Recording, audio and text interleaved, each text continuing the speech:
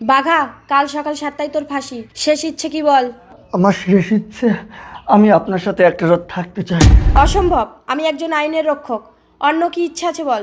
আমার আর কোনো ইচ্ছা নেই। আপনাদের সংবিধানে যদি ইচ্ছা পূরণ না করে কারোর মৃত্যুদণ্ড দেওয়া যায়, তাহলে আমার ফাঁসি দিয়ে দিন। ঠিক আছে, আমি এই পোশাকটাকে ভীষণ সম্মান করি, তাই আমি এই পোশাকটা পাল্টে আসছি। ইন্সপেক্টর প্রতিজ্ঞা একজন অপরাধীকে শাস্তি দেওয়ার জন্য ডিউটির বাইরেও নিজেকে বলিদান দিতে প্রস্তুত হলেন। কিছুক্ষণ পর দেখেছিস বাঘা, এই স্বদেশ ঘোড়াইয়ের সাথে পাঙ্গা নেওয়ার পরিণতি? কাল সকাল 7টায় তোর ফাঁসি। তোর মতো দেশের দড়িকে বিনাশ করার জন্য আমার মতো বাঘা যুগে যুগে জন্ম নেবে স্বদেশ ঘোড়ায়। জন্ম কেন রে, তুই কি বিয়ে টিয়ে করেছিস নাকি? হ্যালো, হ্যাঁ মেয়েগুলোকে বিদেশে পাচার করে দে। ঠিক আছে, আমি এক্ষুনি আসছি। স্যার, এ কি ইন্সপেক্টর প্রতিজ্ঞা, তোমার ইউনিফর্ম কোথায়? যাই হোক, বাঘাকে কাল সকাল 7টার মধ্যে ফাঁসির মঞ্চে পৌঁছে দেবে, ঠিক আছে? স্যার, কিন্তু মনে রাখিস বাঘা, এই খবর যেন কেউ না জানে।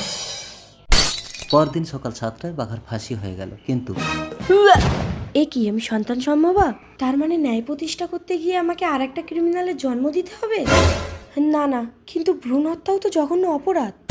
কনগ্রাচুলেশন ইন্সপেক্টর প্রতিজ্ঞা, তুমি বাঘার মতো একটা জঘন্য অপরাধীকে ফাঁসি দিয়ে যে বীরত্বের পরিচয় দিয়েছো, তার জন্য তোমাকে আমি প্রমোশন লেটার দিতে এলাম। আমি আর এই চাকরিটা করব না স্যার।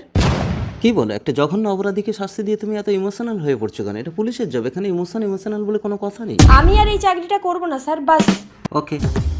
তারপর ওখান থেকে বহরমপুর চলে এসে আমি তোকে জন্ম দিলাম টাইগার। তার মানে তুমি বাবাকে ফাঁসি দিয়েছো মা? পরে বুঝতে পারলাম তোর বাবা একজন নির্দোষ প্রতিবাদী ছিল। ওই স্বদেশ ঘোড়াই তোর বাবাকে ফাঁসিয়েছে। স্বদেশ ঘোড়াই? আমাকে ছেড়ে দাও। ছেড়ে দেবো? এই স্বদেশ ঘোড়ায় মেয়ে পাচার করে। চল। কি ওটা? এবার তুমি যেতে পারো। আমি কোথায় যাব? এই শয়তান তো আমার বাবা মাকে মেরে ফেলেছে।